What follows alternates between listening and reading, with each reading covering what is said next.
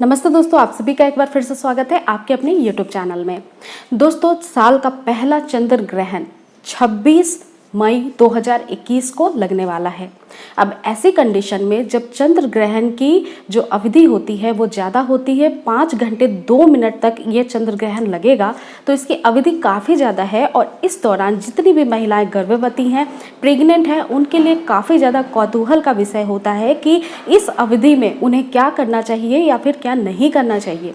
तो आज मैं आपको बताने वाली हूँ कि ग्रहण लगने से पहले, ग्रहण लगने के दौरान और ग्रहण लगने के बाद ऐसे कौन कौन से कार्य हैं जो गर्भवती महिलाओं को नहीं करनी चाहिए। अगर कोई भी भूल आपसे हो गई है तो उसके लिए आप क्या उपाय करेंगी बाद में, ये भी मैं आपको साथ ही साथ बताने वाली हूँ। और फ्रेंड्स, इस वीडियो को पूरा अंत तक जरूर देखिएगा ताकि बाद में जो आपके क्वेश्चंस आते हैं कि ऐसी गलती हमसे हो गई है, अब हम क्या करें, क्योंकि आपको भी ये पता है कि गर्भधारण के दौरान जब ग्रहण लगता है तो इस समय आपकी सेफ्टी और आपके बच्चे के सेफ्टी के लिए बहुत सारे नियम होते हैं जो बड़े बुजुर्गों से आपने सुन भी रखे होंगे। सो फ्रेंड्स, मैं आपको बता दूं कि जब ग्रहण लगता है और किसी भी गर्भवती महिलाओं से गलती हो जाती है तो ऐसी मान्यता है कि गर्भ में पल रहे शिशु पे इसका बहुत बुरा असर पड़ता है और उसके शरीर का कोई भी एक अंग का नुकसान हो सकता है।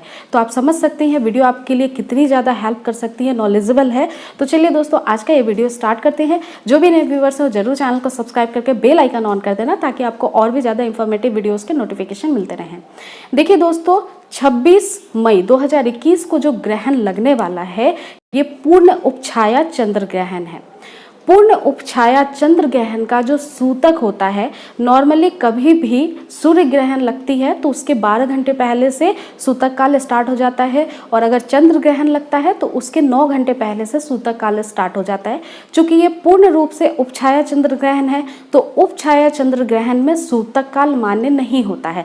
तो अब आपके लिए सबसे अच्छी बात यह है कि जो 9 घंटे की अवधि है ग्रहण लगने से पहले, इसमें आपको कोई भी इंस्ट्रक्शंस फॉलो करने की ज़रूरत नहीं है। आपके लिए कोई भी ऐसा कार्य नहीं है जो वर्जित रहेगा।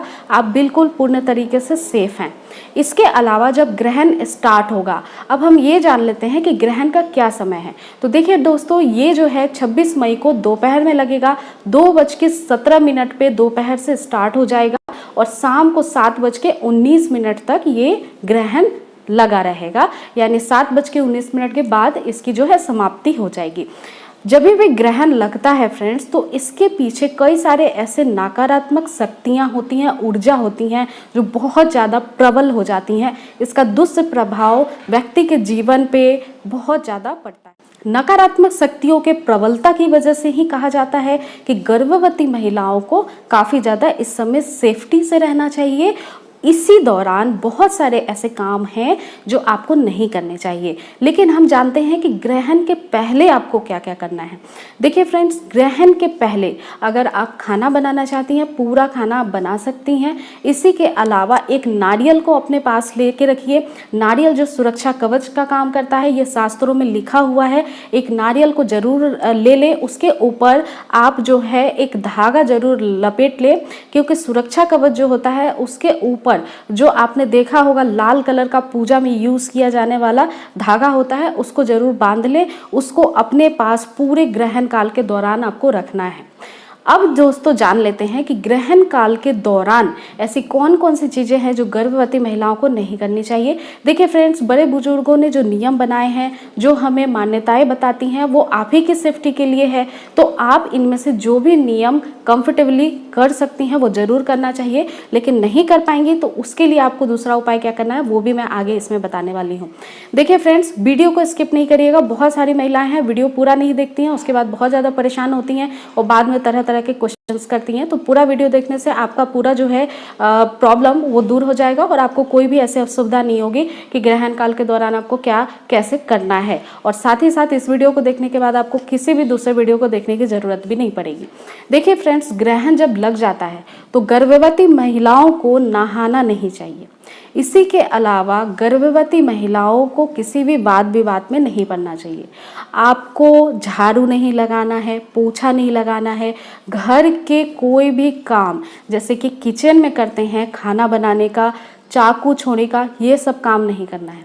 इसी के अलावा आपको सिलाई, कटाई, बुनाई, कढ़ाई ऐसे भी कोई काम नहीं करने हैं। ग्रहण के दौरान सोना नहीं चाहिए।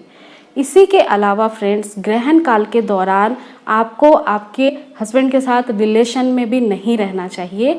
और साथ ही साथ फ्रेंड्स, इतनी ज़्यादा नकारात्मक शक्तियाँ प्रबल होती है, इस वजह से आपको ग्रहण की जो किरणें होती हैं इनसे बचना बेहद ज़रूरी होता है।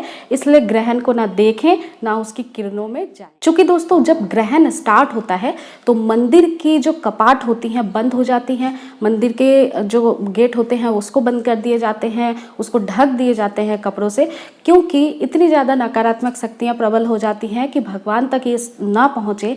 तो इसके लिए भी भगवान जी को भी कपाटे वगैरह मंदिर की लगा दी जाती हैं। तो इस दौरान आपको पूजा पाठ भी नहीं करना है। इस दौरान मूर्ति को देखना भी नहीं चाहिए, यानी भगवान की प्रतिमा को भी आपको नहीं देखना चाहिए। आपको मंदिर को अपने ढक के रखना चाहिए। और फ्रेंड्स, इसी के दौरान आपको कभी भी बाहर घर से नहीं निकलना चाहिए। ये तो वो सारी बातें हो गई जो पुराने मान्यताओं के हिसाब से, शास्त्रों में जो लिखा है उसके हिसाब से प्रेग्नेंट महिलाओं को नहीं करना चाहिए। लेकिन फ्रेंड्स, अब गर्भधारण में कुछ ऐसी भी सावधानियां होती हैं जो आपको ज़रूर करने चाहिए ग्रहण काल के दौरान। जैसे कि आप जितनी आपकी हाइट है उतनी बड़े आप धागे को ले लें, नाप लें, जैसे ऐसे रखें और बिल्कुल सीधे आपकी जितनी लंबाई है उतना बड़ा धागा जो है नाप लें। और उसको जो है उतने धागे को लेकर के और कहीं पे भी कील वगैरह पे टांग दीजिए। ऐसा करने से क्या होता है, बोलते हैं कि गर्भ में पल रहा शिशु जो है उस पर किसी भी प्रकार की दिक्कत नहीं आती है, नकारात्मक शक्तियाँ नहीं पड़ती हैं। इसी के अलावा नारियल जो कहा है मैंने आपको, वो भी ज़रूर रखिए।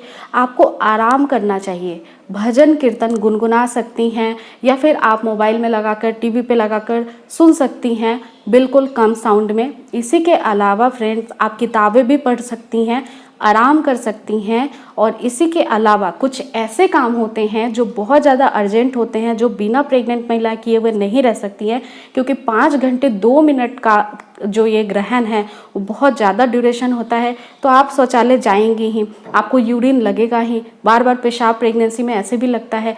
तो आपको क्या करना चाहिए कि पूर्ण रूप से अपने आप को ढक लेना चाहिए। अगर आप बाहर शौचालय जा रही हैं, तो घर में जा रही हैं तो आप बिल्कुल आराम से जाएं, और हो सके तो शौचालय की गेट तक किसी न किसी को अपने साथ ले जाएं, क्योंकि कहा जाता है ऐसा कि जो नकारात्मक शक्तियाँ होती हैं वो प्रेग्नेंट महिलाओं पे डायरेक्ट जो है इफ़ेक्ट करती हैं। तो आपका पैर वगैरह ना फिसल जाए, कुछ असावधानियां ना हो जाए, इसलिए आपको किसी को साथ में अपने गेट तक ज़रूर लेके जाना चाहिए।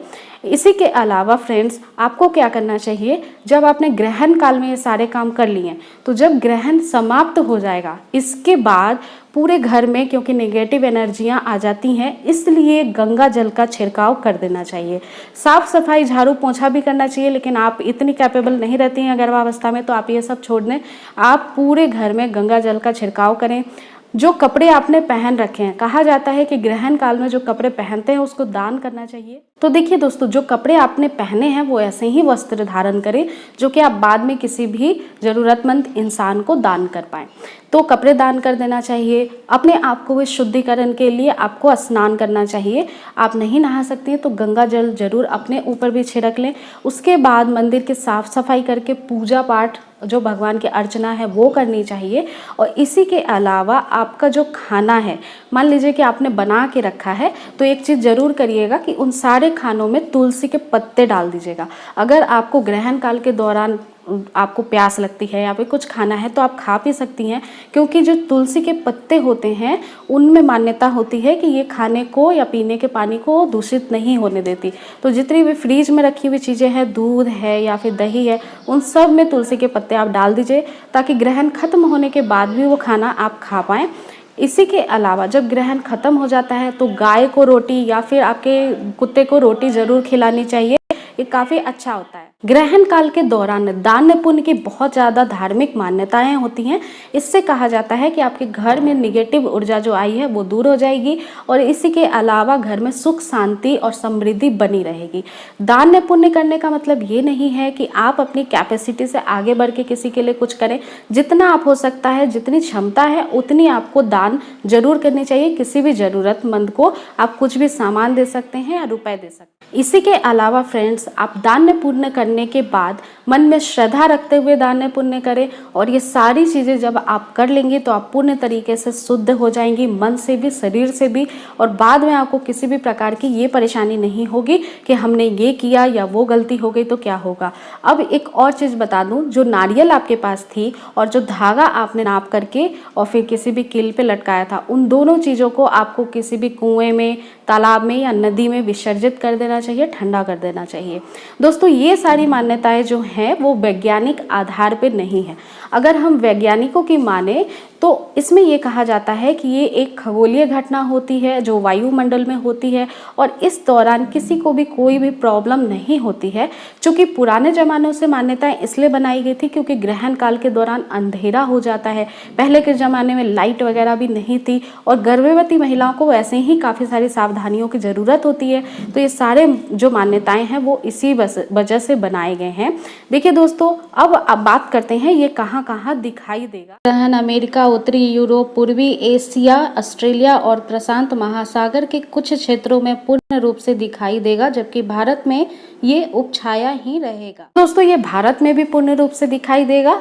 तो आपको जो भी चीज़ें मैंने इसमें बताई हैं वो आई रियली होप कि सारी चीज़ें क्लियर हो गई होंगी। अगर फिर भी आप कुछ जानना और समझना चाहते हैं तो आप मुझे फ्रीक्वेंटली कमेंट सेक्शन में लिख सकते हैं या फिर इंस्टाग्राम की आईडी मैंने डिस्क्रिप्शन बॉक्स में दे दी है, वहाँ पे जाकर आप पूछ सकती हैं।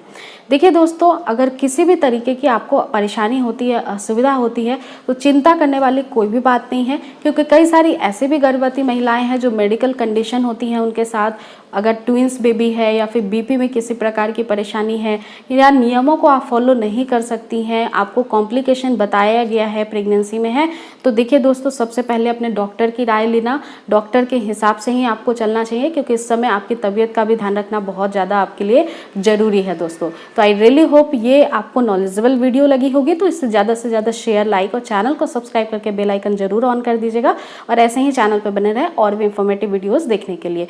दोस्तों, आज के लिए इतना ही। जल्द मिलते हैं नेक्स्ट वीडियो में एक नई टॉपिक के साथ। तब तक रखिए अपना पूरा ध्यान। टेक केयर दोस्तों, नमस्कार।